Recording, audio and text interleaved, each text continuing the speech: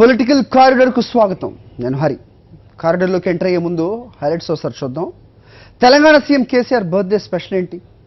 YS Jagan political challenge ను అధికార party స్వీకరిస్తుందా? 3 కాంప్లెక్స్లు 6 అక్రమాలు ఎక్కడ జరుగుతున్నాయి?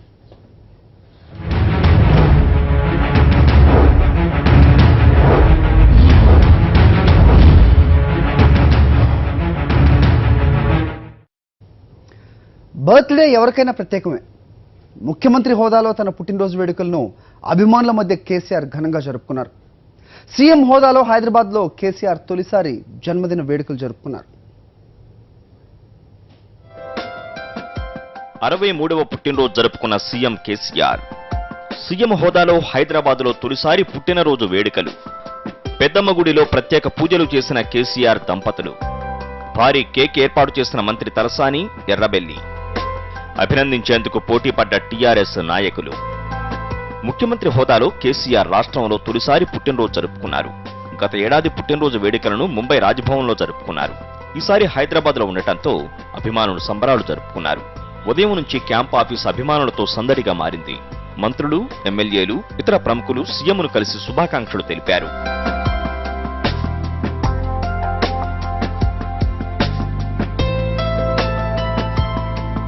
పుట్టినరోజు సందర్భంగా కేసీఆర్ దంపతులు పెద్దమ్మగుడిలో ప్రత్యేక పూజలు నిర్వహించారు.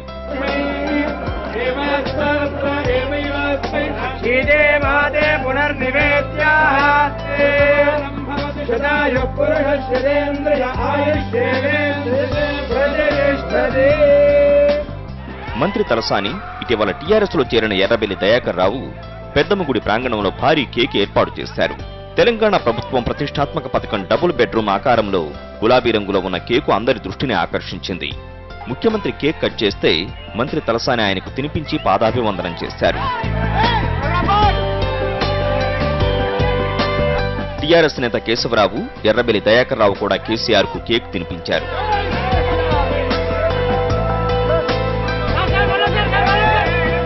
తెలంగాణ భవన్లో ఏర్పాటు చేసిన కార్యక్రమంలో మంత్రి నాయన నరసింహారెడ్డి కేక్ కట్ చేశారు. అక్కడ ఏర్పాటు చేసిన శిబిరంలో అనేక మంది టీఆర్ఎస్ కార్యకర్తలు రక్తదానం చేశారు.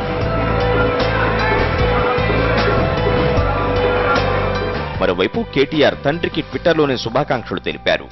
ఆయనే తన నాయకుడు, తన హీరో, తన స్ఫూర్తిని పుట్టినరోజు శుభాకాంక్షలు తెలిపారు. మరోవైపు పుట్టినరోజు సందర్భంగా రాజ్భవన్ ఉద్యోగుల కోసం నిర్మించనున్న గృహ సముదాయ శంకుస్థాపనలో గవర్నర్ దంపతులతో కలిసి కేసీఆర్ పాల్గొన్నారు. తెలంగాణ వ్యాప్తంగా అనేక ప్రాంతాల్లో కేసీఆర్ అభిమానులు పుట్టినరోజు వేడుకలు నిర్వహించారు.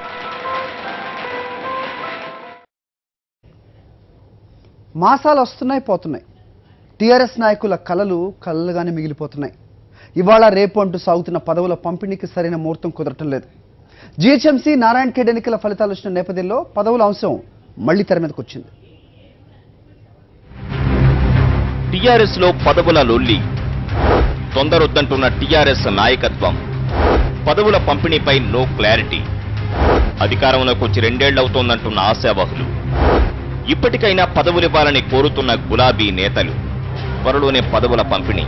గత కొన్నాళ్లుగా టీఆర్ఎస్ అగ్రనేతలు చెబుతున్న మాట ఇది. పదవులు వస్తాయని ఆశగా నిరాశ మిగులుతోంది.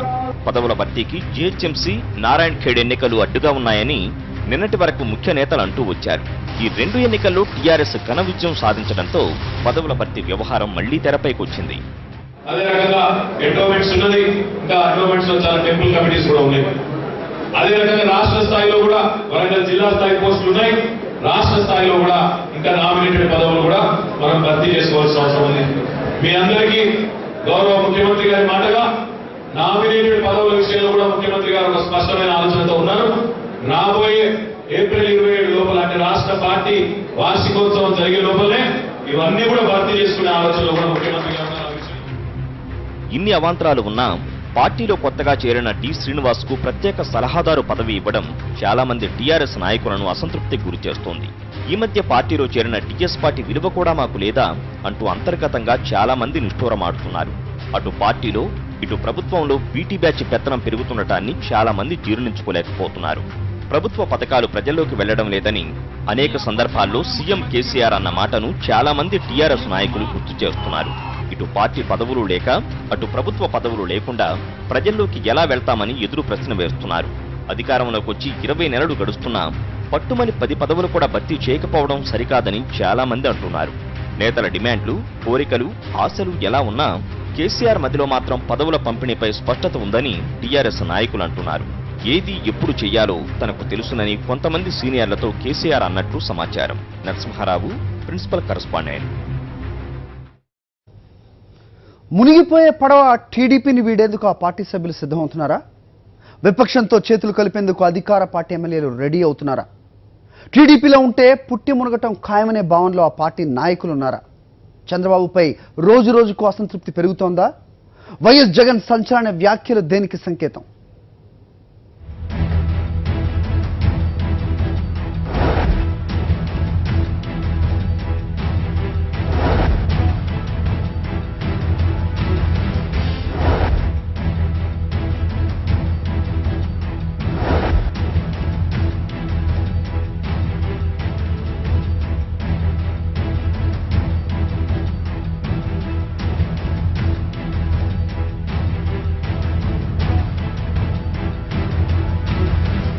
నువ్వా నేనా అన్నట్టు సాగుతున్న ఆంధ్రప్రదేశ్ రాజకీయాల్లో వైఎస్ జగన్మోహన్ రెడ్డి చేసిన తాజా వ్యాఖ్యలు మరింత వేడి పుట్టిస్తున్నాయి. చంద్రబాబు మైండ్ గేమ్ కు వైఎస్ జగన్ గట్టి రిటార్డ్ ఇచ్చారు. వైఎస్ఆర్సీపీ ఎమ్మెల్యేలు టీడీపీలో చేరబోతున్నారన్న చంద్రబాబు వ్యాఖ్యలను తిప్పికొట్టారు. బాబు మాటలు గాలి మాటలేనని, మునిగిపోయే నౌక టీడీపీ అని అన్నారు. బుద్ధున్న వాళ్ళెవరూ మునిగిపోయే పడవెక్కరని స్పష్టం చేశారు జగన్. టీడీపీ ఎమ్మెల్యేలు చాలా మంది తమతో టచ్ లో ఉన్నారని వైఎస్ జగన్ సంచలన వ్యాఖ్యలు చేశారు. దమ్ముంటే ప్రభుత్వాన్ని రద్దు చేసి జనం మధ్యకు వెళ్దామని సవాల్ విసిరారు. చంద్రబాబు నాయుడు గారిని గట్టిగా అడగండి అమ్మా, తెలుగుదేశం పార్టీ నుంచి ఎంతమంది వైసీపీలోకి రాబోతున్నారో ఒకసారి అడగండి. ఒకసారి నీ బోటే సింకింగ్ బోటు, నీ పడవే మునిగిపోయే బోటు. ప్రజల్లోకి ఒక్కసారి వెళ్ళి చంద్రబాబు నాయుడు గారిని ఏమంటున్నారు అని చెప్పి ఒక్కసారి ఎంక్వైరీ చేస్తే ప్రజలు చంద్రబాబు నాయుడు గారిని తిట్టకుండా తిడుతూ ఉన్నారు. ఎన్నికల వేళ ఏం చెప్పావు, ఇవాళ ఏం చేస్తూ ఉన్నావు అని చెప్పి ప్రజలు చంద్రబాబు నాయుడు తిట్టకుండా తిడుతూ ఉన్నప్పుడు ఎవరైనా బుద్ధున్నోడు ఎవడు చంద్రబాబు నాయుడు గారి పార్టీలోకి ఎవడు పోడు. తెలంగాణలో టీఆర్ఎస్ దెబ్బకు కుదేలైన టీడీపీ దిక్కుతోచని స్థితిలో పడిపోయిందని అన్నారు జగన్. కేటీఆర్, హరీష్ రావు మాదిరిగా విపక్ష ఎమ్మెల్యేలను టీడీపీలో చేర్చాలని కేబినెట్ భేటీలో మంత్రులకు చెప్పడం చంద్రబాబు నాయుడు దివాలా కోరుతనానికి నిదర్శనమని ఆయన అన్నారు. నువ్వు క్యాబినెట్ పెట్టి క్యాబినెట్ మీటింగ్లో నువ్వు మంత్రులకు చెప్తావు, కేటీఆర్ను చూసి బుద్ధి తెచ్చుకోండి, హరీష్ని చూసి బుద్ధి తెచ్చుకోండి, వాళ్ళు ఎంతగా లాగుతా ఉన్నారో చూడండి, మీరేం చేస్తున్నారని మంత్రులకు చెప్తాడు. అసలు ఎమ్మెల్యేలను డబ్బిచ్చి కొనడానికి నువ్వు నీ మంత్రులతో క్యాబినెట్లో ఎందుకు కొనడం లేదు అని చెప్పి, ఎందుకు కొని నా దగ్గరికి తీసుకొని రావడం లేదు అని చెప్పి నిస్సిగ్గుగా ఒక ముఖ్యమంత్రి చెప్తా ఉన్నాడనంటే నిజంగా ఆశ్చర్యం అనిపించింది. అసలు చంద్రబాబు నిజంగా సవాల్ ఇసురుతా ఉన్నా, ఇవన్నీ ఎందుకు గవర్నమెంట్ రద్దు చేసి ఛాలెంజ్ చేస్తా ఉన్నా, ప్రజల్లోకి పోదాం. నువ్వు ముఖ్యమంత్రిగా అయితే సమస్య లేదు కదా, నువ్వు గెలుస్తావో మేము గెలుస్తావో ప్రజలు తీర్పిస్తారు. స్పీకర్పై అవిశ్వాసం విషయంలో వెనక్కి తగ్గేది లేదని వైఎస్ జగన్ స్పష్టం చేశారు. గతంలోనే అవిశ్వాస తీర్మానం ఇచ్చిన విషయాన్ని ఆయన గుర్తు చేశారు. మొత్తానికి వైఎస్ జగన్ చేసిన సంచలన వ్యాఖ్యలు ఏపీ పొలిటికల్ కారిడార్ లో హీట్ పుట్టిస్తున్నాయి. చంద్రకాంత్, కరెస్పాండెంట్. పచ్చ పార్టీ నాయకుల జేబులు నింపేందుకు ఏర్పాటు చేసిన జన్మభూమి కమిటీలు ఇప్పుడు విద్యారంగంలో కూడా ప్రవేశించాయి. ప్రాథమిక స్కూళ్ల నిర్వహణ బాధ్యతలను జన్మభూమి కమిటీలకు అంటగడుతూ ఆంధ్రప్రదేశ్ సర్కార్ ఉత్తర్వులు జారీ చేసింది.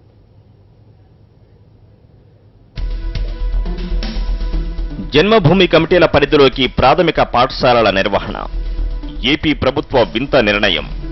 నిబంధనలకు విరుద్ధంగా మార్గదర్శకాలు. హైకోర్టు మొట్టికాయలు వేసినా మారని సర్కారు తీరు. సర్కారు వైఖరిని తప్పుపట్టిన ఉపాధ్యాయ సంఘాలు. జన్మభూమి కమిటీల పెత్తనంపై హైకోర్టు ఆగ్రహం వ్యక్తం చేసినా ఆంధ్రప్రదేశ్ ప్రభుత్వ తీరు మాత్రం మారడం లేదు.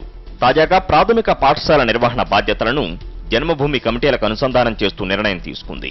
నిబంధనలకు విరుద్ధంగా మార్గదర్శకాలు కూడా జారీ చేసింది. ప్రాథమిక పాఠశాలల నిర్వహణకు విడుదల చేసిన 350 కోట్ల రూపాయల నిధులను జన్మభూమి కమిటీల నేతృత్వంలో ఖర్చు చేయాలని ప్రభుత్వం మెలికపెట్టింది. ప్రభుత్వం తీరును ఉపాధ్యాయ సంఘాలు తప్పుపడుతున్నాయి. జన్మభూమి కమిటీ ద్వారా వాళ్ళ సలహాలతోటి వాళ్ళకి చెప్పి ఈ యొక్క మెయింటెనెన్స్ గాని ఖర్చు పెట్టేయాలి అని ఆ యొక్క ఉత్తర్వులో పేర్కొన్నారు. దీన్ని మేము యూటీఎఫ్ తరపున తీవ్రంగా ఖండిస్తా ఉన్నాం. ఎట్టి అనధికారకమైనటువంటి జన్మభూమి కమిటీలకి స్కూల్ మేనేజ్మెంట్ గ్రాంట్కి సంబంధం ఏంటని చెప్పి ప్రభుత్వాన్ని ప్రశ్నిస్తున్నాం. పాఠశాల నిర్వహణ, అభివృద్ధికి సంబంధించిన నిధులను నిబంధనల ప్రకారం స్కూల్ హెడ్ మాస్టర్, పాఠశాల మేనేజ్మెంట్ కమిటీ సంయుక్తంగా ఖర్చు చేయాలి. స్కూల్ మేనేజ్మెంట్ కమిటీలు ప్రస్తుతం రాష్ట్రంలో లేకపోవడంతో ఎంఈఓతో కలిసి ప్రధానోపాధ్యాయులు ఖర్చు చేయాలని నిబంధనలు సూచిస్తున్నాయి. జన్మభూమి కమిటీలపై ఏపీ ప్రభుత్వానికి హైకోర్టు మొట్టికాయలు వేసింది. జన్మభూమి కమిటీలంటే పచ్చ పార్టీ నాయకుల జేబులు నింపే కమిటీలనే ఆరోపణలు ఉన్నాయి. ఇప్పుడు పాఠశాలల నిర్వహణ కూడా పచ్చ కమిటీలకు అప్పగిస్తే ఉపాధ్యాయులు పాఠాలు చెప్పడం ఆపి అధికార పార్టీ నాయకుల చుట్టూ తిరిగే పరిస్థితి దాపురిస్తుందని ఉపాధ్యాయ సంఘాలు ఆగ్రహం వ్యక్తం చేస్తున్నాయి.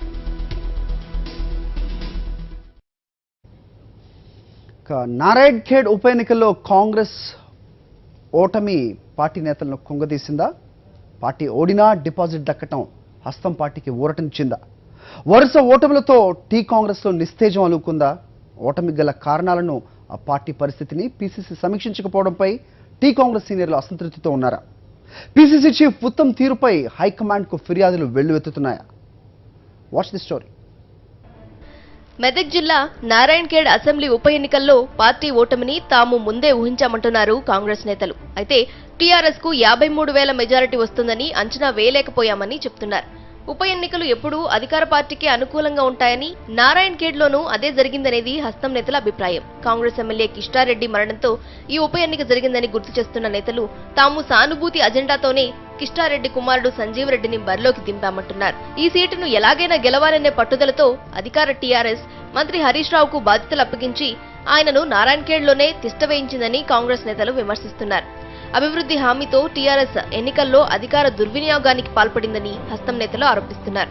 నారాయణఖేడ్ ఎన్నికల విషయంలో కూడా ప్రభుత్వ యంత్రాంగం అంతా అక్కడనే కిష్టారెడ్డి గారు చనిపోయినప్పటి నుంచి కూడా ప్రత్యేకమైనటువంటి దృష్టి పెట్టి జిల్లా మంత్రి కానీ ముఖ్యమంత్రి కానీ మరి నారాయణఖేడ్ ఎట్టి పరిస్థితుల్లో మన పార్టీకి గెలిపించుకునేటువంటి ఒక దృక్పథంతోన అక్కడ ఉన్నటువంటి అన్ని పార్టీల వాళ్ళని కూడా ప్రతి గ్రామంలో ఒక్కొక్కరికి ఒక మనిషి చొప్పున ఇతర నియోజకవర్గాల నుంచి తీసుకొని వాళ్ళ పైన ఒత్తిడి పెట్టించి ఆ గ్రామాల్లో విపరీతమైనటువంటి ఒత్తిడి తీసుకొచ్చి వాళ్ళ మీద అంటే ఎట్టి పరిస్థితుల్లో మీరు టీఆర్ఎస్కి చేయక తప్పదు అనేటటువంటి ఒత్తిడి తీసుకొచ్చి మాత్రమే ఈరోజు ఆ స్థానాన్ని వాళ్ళు గెలుచుకున్నారు. కానీ ఇది వాళ్ళ గొప్పదనం కాదు. టీఆర్ఎస్ పార్టీ అధికారంలో ఉన్నాం కదా అని తమకున్నటువంటి అధికారాన్ని అంతా దుర్వినియోగపరిచి ఈ రాష్ట్రాన్ని కైవసం చేసుకుందాం, మొత్తం మా చేతుల్లో ఉంచుకుందాం, ఇక ఎవరు కూడా ఈ రాష్ట్రంలో నెగడనీయమనేటటువంటి దీంతో ఏదైతే మాట్లాడుతుందో సమయం వస్తుంది.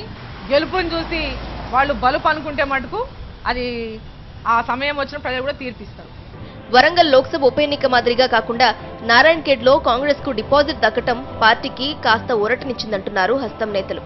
టీడీపీ డిపాజిట్ కోల్పోవడంతో ఇక తెలంగాణలో ఆ పార్టీ మనుగడ కష్టమే అని మరోసారి రుజువైందంటున్నారు. 2014 ఎన్నికల్లోనూ కాంగ్రెస్ పార్టీ మెదక్ జిల్లాలో నారాయణఖేడ్, జహీరాబాద్ సెగ్మెంట్లలో గెలవటానికి కారణం కూడా టీడీపీనని, ఆ పార్టీ ఓట్లు చీల్చుకోవటం వల్ల తమ అభ్యర్థులు గెలిచారని హస్తం నేతలు గుర్తు చేస్తున్నారు. టీడీపీ ఓట్లన్నీ టీఆర్ఎస్ కు బదిలీ అయ్యాయని, అయితే గతంలో పోల్చితే కాంగ్రెస్ ఓట్లు 13,000 వరకు తగ్గటం ఆందోళన కలిగించే అంశమని నేతలు అంగీకరిస్తున్నారు. నారాయణఖేడ్ ఉప ఎన్నికలో టీఆర్ఎస్ కు దీటుగా తాము ప్రచారం చేయకపోవటం, జీహెచ్ఎంసీ ఎన్నికల్లో పార్టీ దారుణ ఓటమి ప్రభావం వంటి అంశాలు ఇక్కడ తాము డీలా పడటానికి కారణమంటూ ఓటమిని కాంగ్రెస్ నేతలు విశ్లేషిస్తున్నారు. వరంగల్ లోక్సభ ఉప ఎన్నిక, జీహెచ్ఎంసీ ఎలక్షన్స్ లో కాంగ్రెస్ ఓటములపై టీపీసీసీ లోతైన సమీక్ష చేయకపోవటాన్ని పార్టీ సీనియర్లు తప్పుపడుతున్నారు. పార్టీ ఓటమిపై పీసీసీ చీఫ్ ఉత్తమ్ స్పందించకుండా తప్పించుకోవటం సరికాదనేది వారి అభిప్రాయం. నారాయణఖేడ్ బైపోల్లో కాంగ్రెస్ ఓటమికి కారణాలను ఉత్తమ్ రివ్యూ చేయాలని సీనియర్లు సూచిస్తున్నారు. ఓటములపైనే కాకుండా అధికార టీఆర్ఎస్ వైఫల్యాలను ఎండగట్టడంలో పీసీసీ విఫలమవుతుందన్నారు. మొత్తం పార్టీ యంత్రాంగంలోనే నిస్తేజం అలుముకుందని హస్తం నేతలు అంగీకరిస్తున్నారు. పార్టీ నాయకత్వం ఇలాగే మెతకధోరణితో ఉంటే తెలంగాణలో కాంగ్రెస్ మరింతగా డీలా పడుతుందని, అప్పుడు పార్టీని బలోపేతం కష్టమవుతుందంటూ సీనియర్లు ఆందోళన చెందుతున్నారు. పీసీసీ చీఫ్ ఉత్తమ్ పూర్తిగా పార్టీని నిర్లక్ష్యం చేస్తున్నారంటూ ఇప్పటికే పలువురు నేతలు హైకమాండ్ కు ఫిర్యాదు చేశారని సమాచారం. అధిష్టానం మేల్కొని తెలంగాణ కాంగ్రెస్ ను గాడిలో పెట్టే చర్యలకు పూనుకోకపోతే పార్టీ మనుగడ కష్టమే అనేది సీనియర్ల కలవరం. కరెస్పాండెంట్ సునీల్, సాక్షి, పొలిటికల్ బ్యూరో, హైదరాబాద్. పొలిటికల్ కారిడార్లో చిన్న బ్రేక్ తీసుకుందాం. Stay tune to Sakshi.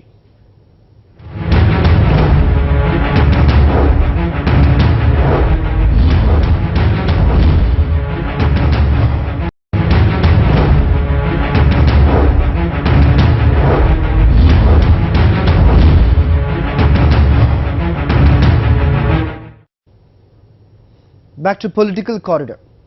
Vijayawada outer ring road ఎందుకు మెలికలు తిరుగుతోంది? బడాబాబుల కోసం ప్రభుత్వం పేదలను బలి తీసుకుంటోందా? పేదల బ్రతుకులు చిదివేస్తూ రోడ్డు ఎందుకు అష్టవంకర్లు తిరుగుతోంది? అలైన్మెంట్ మార్పుపై ఎందుకు అధికారులు నోరు మెదపటం లేదు?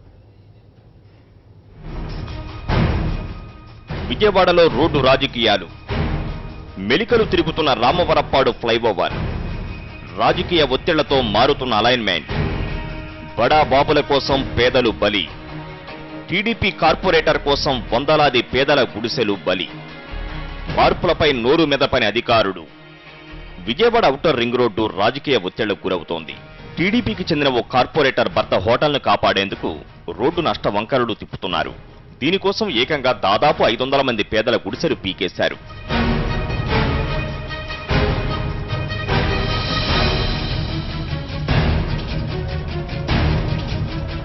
ఇన్నర్ రింగ్ రోడ్డు హైవేలో కలపటం కోసం వాళ్ళు మొదట ఇచ్చినటువంటి ప్లాన్ మనం చూసేటైతే ఈ రింగ్ రోడ్లో ఉన్నటువంటి హోటల్కి అవతల దిగేట్టుగా మనం ఆ బ్రిడ్జి డైరెక్షన్ కూడా చూస్తే కనిపిస్తుంది. కానీ తర్వాత పై స్థాయిలో ఢిల్లీ స్థాయిలో ఇన్ఫ్లుయెన్స్ చేసి ఆ రకంగా ఆ హోటల్ వెనుక నుంచి ప్లాన్ని మళ్లించడం ద్వారా 250 కుటుంబాలను ఇక్కడ నిరాశ్రయుల్ని చేయటం జరిగింది. ఆ రోజు ఇక్కడితోనే పరిమితం అవుతామని చెప్పారు. కానీ వాళ్ళ ప్రజలందరి ఆందోళన ఏంటంటే ఎదురుగా మరో కళ్యాణ మండపం ఉంది, ఈ పేరుతో మొత్తం ఇక్కడి నుంచి ఇంకా 450 ఇళ్లు తొలగిస్తామని చెప్పేసి చెప్తున్నారు. ఈ రకంగా పెద్దల ప్రయోజనం కోసం మా పేదాళ్ల గూడు తీసేయొద్దు, మా నోళ్లు కొట్టొద్దని పేదాళ్ళందరం అడుగుతున్నాం. ఇంత పేదవాళ్ళ చిన్న చిన్న వ్యాపారాలు చేసుకుని అపార్ట్మెంట్లో ఇళ్లలో అంట్లు తోముకుని అలాంటి పని చేసుకునే వాళ్ళు ఉండారు ఈ లైన్లో మొత్తం కూడా. వాళ్ళందరూ నోట్లు కొడదామని చూస్తున్నారు. మరి ఏం చేస్తారో ఏమో, మరి మాకేం అర్థం కావట్లేదు. చనిపోవాలనిపిస్తుంది అంతే, మాకు రెండో దారి ఏం లేదు. పేదల గుడిసెలు పీకేయడం గురించి అధికారులు పెదవి విప్పడం లేదు. నోటీసులు, వివరణ కోరకుండానే గుడిసెలు పీకేయడం సబబేనా అంటే చట్టం తన పని తాను చేసుకుపోతుందని చిలక పలుకులు పలుకుతున్నారు. చట్ట పరిధిలో ఇక్కడ ఉన్నటువంటి విషయాలన్నింటినీ కూడా మేము రిప్రజెంట్ చేస్తాము. గ్రీవెన్సెస్ ఏవైతే ఉన్నాయో పబ్లిక్ ఏదైతే మెమోరాండం ఇచ్చారు ఇప్పుడు వాటిని చట్ట పరిధిలో ఉన్నటువంటి వ్యవస్థలకి, చట్ట పరిధిలో ఉన్నటువంటి అధికారులకి ఎవరికైతే ఇచ్చారో వాటన్నిటికీ సంబంధించినటువంటి పరిష్కారం చట్ట పరిధిలో జరుగుతుంది. గుడిసెలు పీకేయడం అన్యాయమని నిలదీస్తున్న జనంపై పోలీస్ కేసులు పెట్టి బెదిరిస్తున్నారు. రాష్ట్ర ప్రభుత్వం మొండి వైఖరి మానుకోవాలని ప్రజలు రోడ్డెక్కి నిలదీస్తున్నారు. సీఎం వెళ్లే దారిలో పేదలు ఉండకూడదా అని ప్రశ్నిస్తున్నారు.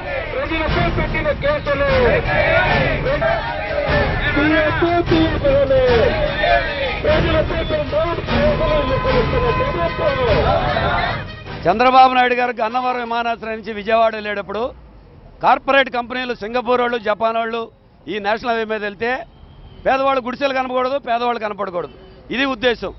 దానికి తోడుగా రాజధాని వస్తే పేదవాళ్ళు ఉండటానికి లేదు, సుందరీకరణ పేరుతో తొలగిస్తున్నారు. దానికి తోడు కాలవొడ్డుల అధికార పార్టీకి సంబంధించిన స్టార్ హోటళ్ళు ఉండొచ్చంట, పేదవాళ్ళ గుడిసెలు ఉండటానికి వీల్లేదు.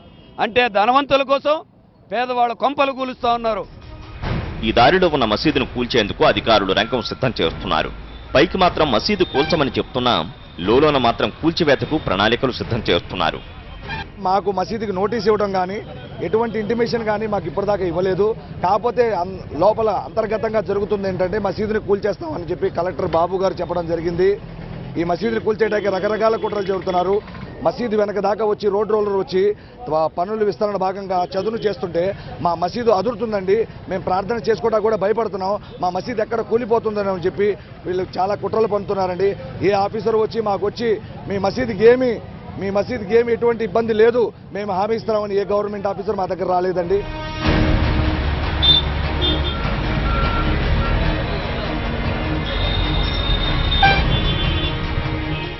పేదల బతుకుల మీద ప్రభుత్వం ఉక్కుపాదం మోపుతోంది. ఒక్కసారిగా పేదలందరూ 7 రోజుల్లోగా తమ ఇళ్లను ఖాళీ చేసి బయటికి కట్టుబట్టలతో వెళ్లిపోవాలంటూ చెబుతూ ఉండడాన్ని పూర్తిగా ఇక్కడున్న నిరుపేదలందరూ కూడా వ్యతిరేకిస్తున్నారు. ప్రభుత్వం పెద్దలకు ఒక న్యాయం, పేదలకు మరొక న్యాయం అనే విధంగా వ్యవహరించడం ఎంత మాత్రం సరికాదు అని వీళ్ళందరూ కూడా స్పష్టం చేస్తున్నారు. తమ ఇళ్లను కాపాడుకోవడం కోసం ప్రభుత్వం అనుసరిస్తున్న ద్వంద్వ వైఖరిని ఎండగట్టేందుకోసం అవసరమైతే ఎటువంటి ఉద్యమానికైనా పోరాటానికే సిద్ధమని ఇక్కడున్న పేదలందరూ కూడా చెప్తున్నారు. వీడియో జర్నలిస్ట్ శివతో రాజా రమేష్, సాక్షి టీవీ, విజయవాడ. తెలంగాణ ప్రభుత్వంలో మంచి పేరున్న మంత్రి, ఆ మంత్రి అంటే అందరూ అభిమానిస్తారు. అందరితో కలివిడిగా ఉండే మంత్రి పేరు వాడుకుని కొందరు అధికారులు, పాలకులు నిబంధనలను తొంగలో తొక్కారు. ఏకంగా మంత్రి గారి పేరిట షాపింగ్ కాంప్లెక్స్ నిర్మాణం చేపట్టి కోట్ల రూపాయల సర్కార్ సొమ్మును కొల్లగొట్టి బడా నేతల జేబులు నింపుకుంటున్నారు. మంత్రి ఇలాకాలో పట్టించుకునేవారు కానరాక అక్రమ దందా 2 కాంప్లెక్స్లు 6 అక్రమాలు అన్నట్లుగా సాగుతున్న వైనంపై సాక్షి ప్రత్యేక కథనం. మంత్రి ఈటల రాజేంద్ర ఇలాకాలో నిబంధనల ఉల్లంఘన. హుజూరాబాద్లో ఈటల పేరుతో షాపింగ్ కాంప్లెక్స్ నిర్మాణం. ఒక్కో దుకాణదారుడు నుంచి 2 లక్షలకు పైగా వసూలు. రోడ్డు వెడల్పులో ఉపాధి కోల్పోయిన వారికి మొండి చేయి. అధికార పార్టీ నేతల అక్రమ దందాతో ఆందోళన చెందుతున్న చిరు వ్యాపారులు. తెలంగాణ ఆర్థిక మంత్రి ఈటల రాజేంద్ర ప్రాతినిధ్యం వహించే హుజూరాబాద్ నియోజకవర్గం నగర పంచాయతీ. కేంద్రం అభివృద్ధి పేరుతో ఇక్కడ చేపడుతున్న పనుల్లో అడ్డు అదుపు లేకుండా అక్రమాలు కొనసాగుతున్నాయి. కోట్ల రూపాయలు విలువ చేసే షాపింగ్ కాంప్లెక్స్ నిర్మాణం అక్రమాలకు నిలయంగా మారింది. పేదల పొట్టకొట్టి బడా నేతలు బొజ్జ నింపుకుంటున్నారు. మునుపెన్నడూ లేని విధంగా హుజూరాబాద్ అభివృద్ధిపై మంత్రి ప్రత్యేక దృష్టి కేంద్రీకరించి రోడ్ల వెడల్పు, సిసి రోడ్లు, మురుగు కాలువల నిర్మాణానికి 75 కోట్ల రూపాయలు మంజూరు చేయించారు. రోడ్డు వెడల్పుతో రోడ్డుకి ఇరువైపులా ఉన్న దుకాణాలు కోల్పోయి చిరు వ్యాపారులు రోడ్డున పడ్డారు. వారి జీవనోపాధి దెబ్బతినకుండా షాపింగ్ కాంప్లెక్స్ నిర్మించిస్తామని మంత్రి భరోసా ఇచ్చారు. చెప్పినట్టే నగర పంచాయతీ కార్యాలయం వెనుక భాగంలో ఒకటి, సైదాపూర్ రోడ్లో మరో షాపింగ్ కాంప్లెక్స్ నిర్మాణం చేపట్టారు. ఓ షాపింగ్ కాంప్లెక్స్ కు మంత్రి ఈటల రాజేంద్ర పేరు పెట్టి దోపిడీకి తెరలేపారు. రోడ్డు వెడల్పులో షాపులు కోల్పోయిన వారిని కాదని 2 లక్షల రూపాయల మొత్తాన్ని ఎవరిస్తే వారికి షాపులు అలాట్ చేస్తున్నారు. ఇప్పటికే ఈటల రాజేంద్ర షాపింగ్ కాంప్లెక్స్ లో 61 షాపులు పాలకవర్గ సభ్యులు, అధికార పార్టీ నేతలు తమకు అనుకూలమైన వారికి అప్పగించి పేదలను విస్మరించారు. రోడ్డు వెడల్పుతో బతుకులు బాగు చేస్తామని చెప్పి బజారున పడేశారని చిరు వ్యాపారులంతా ఆవేదన చెందుతున్నారు. 30 మంది బతాయి ఇంత కన్నిస్తాడు చైర్మన్ గారు. ఆ ఈటల రాజేంద్ర గారు ధర్నా పెడితే బాగుంచారు. మీకు మమ్మల్ని చూడు, ఒక చూపు చూడు, మమ్మల్ని దయచేసి చెప్తాను ఈటల రాజేంద్ర గారు. ఇలా ఒక్కరు ఇద్దరు కాదు, దాదాపు 100 మంది వరకు ఉన్నారు. షాపింగ్ కాంప్లెక్స్ లో తమకు దుకాణం కేటాయించాలని వీళ్లంతా ప్రాధేయపడుతున్నారు. రోడ్డు విస్తరణ పేరుతో అనేక డబ్బాలు, దాదాపు 200 నుంచి 300 డబ్బాల వరకు తీసేసిండు. జేసీబీ సహాయంతో తీసేసిండు. తర్వాత వాళ్లకు మరలా బతుకు తెరువు చూపిస్తా, షట్టర్లు కట్టిస్తా అని మాట ఇచ్చిండు. ఆ మాట తప్పి నగదు డబ్బులకు అంటే 2,50,000 నుంచి 3 లక్షల వరకు గుడ్విల్ తీసుకుంటూ అవి అమ్ముకుంటుండ అనేది బహిరంగ సత్యం. పేద ప్రజలు వాళ్ళు ఛాయ్ అమ్ముకుంటూ, రోడ్డు మీద చెప్పులు అమ్ముకుంటూ, కూరగాయలు అమ్ముకుంటూ, తాళాలు రిపేర్ చేసుకుంటూ ఆ రకంగా బతికే పేద ప్రజలను అనేక ఇబ్బందులకు గురి చేస్తూ వారికి మరో బతుకు చూపే మార్గం చూపించకుండా వాళ్ళు బతకనివ్వకుండా వాళ్ళ బతుకులు రోడ్డు మీద పారేసిండు. మున్సిపల్ అధికారులు, పాలకవర్గం మాత్రం షాపుల కేటాయింపులో ఎలాంటి అవకతవకలు జరగడం లేదని అంటున్నారు. అందరికీ న్యాయం చేసేందుకు తాము ప్రయత్నం చేస్తున్నామని తెలిపారు. మేము ఇంతకుముందు తీసిన రోడ్ వైడింగ్లో తీసిన ఈ డబ్బాలే కానీ పెట్ వెండర్సే కానీ వీళ్ళందరి కోసం మళ్ళీ అదే ప్లేస్లో వాళ్ళకి మాత్రమే ఏది షాపింగ్ కాంప్లెక్స్లు వాళ్ళ కాంట్రిబ్యూషన్, వాళ్ళ దగ్గర డబ్బులు వాళ్ళే కట్టుకొని వాళ్ళే నిర్మించుకున్నట్టు 2 షాపింగ్ కాంప్లెక్స్లో కట్టినాం. దానిలో కొంతమంది బాధపడుతుండవచ్చు, ఎందుకంటే అక్కడ లేని వాళ్ళు, అక్కడ ఉన్న వాళ్ళకు మాత్రమే ఇస్తున్నాం. లేని వాళ్ళకి అక్కడ ఛాన్స్ లేదు కాబట్టి అది లేదు. ఇంకెక్కడన్నా మాకు మున్సిపల్ సంబంధించిన స్థలాలలో నిర్మించి ఇంకా నిర్వాసితులు ఇప్పుడు ఆశావాదులకు కానీ తర్వాత అందరికీ న్యాయం చేస్తామని చెప్పి. మంత్రి పేరుతో షాపింగ్ కాంప్లెక్స్ నిర్మించి పాలకవర్గం షాపులు అమ్ముకుని జేబులు నింపుకుంటుందనే ఆరోపణలు వ్యక్తమవుతున్నాయి. ముక్కుసూటిగా వ్యవహరిస్తూ మచ్చలేని మంత్రిగా పేరున్న ఈటల రాజేందర్ వెంటనే మేల్కొని అనుచరగణ ఘనకార్యాలకు ఫుల్ స్టాప్ పెట్టాలని స్థానికులు కోరుకుంటున్నారు. Vijender Reddy, correspondent, Karimnagar. Greater Hyderabad mayor నివాసం ఎక్కడ? గ్రేటర్ మేయర్ను కలవాలనుకుంటే ఎక్కడికి వెళ్ళాలి? త్వరలో ఈ ప్రశ్నలకు సమాధానాలు లభించబోతున్నాయి. మేయర్కు శాశ్వత నివాసం కల్పించే ప్రయత్నాలు జరుగుతున్నాయి. మేయర్ క్యాంప్ ఆఫీసు కోసం అన్వేషణ. కార్పొరేషన్ ఆఫీసులో రాజకీయాలొద్దన్న సీఎం. అనువైన అధికార నివాసం కోసం ప్రయత్నాలు. అనుకూల ప్రదేశం కోసం ఆరా.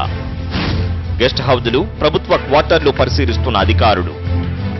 గ్రేటర్ హైదరాబాద్ కొత్త మేయర్ బొంతు రామ్మోహన్ కు అధికార నివాసం, క్యాంపు కార్యాలయం సమకూర్చే పనిలో పడ్డారు గ్రేటర్ హైదరాబాద్ మున్సిపల్ కార్పొరేషన్ అధికారులు. జీహెచ్ఎంసీ కార్యాలయంలో అవినీతి రహిత పాలన మాత్రమే సాగాలని, అక్కడ రాజకీయ హడావుడి తగదని మేయర్, డిప్యూటీ మేయర్లకు సీఎం స్పష్టమైన ఆదేశాలు జారీ చేశారు. సీఎం ఆదేశాలను తూచా తప్పకుండా పాటించాలని నిర్ణయించారు మేయర్. అందుకు తగ్గట్టుగా తన కోసం వచ్చే సందర్శకులు, సమస్యలు విన్నవించుకునేందుకు వచ్చే ప్రజల కోసం క్యాంపు కార్యాలయం ఏర్పాటు చేయాలని అధికారులకు సూచించారు. మేయర్ నుంచి సూచన రావడంతో అధికారులు ఇప్పుడు క్యాంప్ ఆఫీస్ వెతికే పనిలో పడ్డారు. హైదరాబాద్లో ప్రభుత్వానికి ఉన్న అతిథి గృహాలు, జీహెచ్ఎంసీ గెస్ట్ హౌజులు, ప్రభుత్వ క్వార్టర్లు పరిశీలిస్తున్నారు. ఇందిరా పార్కు దగ్గర guest house, Kundanbagh quarters, Panjagutta officers quarters కు సంబంధించిన వివరాలను ఆరా తీస్తున్నారు. నగర ప్రథమ పౌరుడైన మేయర్ని కలిసేందుకు రాజకీయంగా అనేక మంది సందర్శకులు వస్తుంటారు. అలాగే సమస్యల వినతి పత్రాలు తీసుకొచ్చే ప్రజల సంఖ్య తక్కువేముండదు. ఈ క్రమంలో విశాలమైన ఆవరణ ఉండాలన్నది అధికారుల ఆలోచన.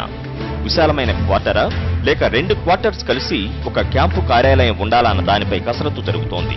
మేయర్ నివాసం, క్యాంప్ ఆఫీసు ఒకే దగ్గర ఉంటే బాగుంటుందనే ఆలోచన చేస్తున్నారు.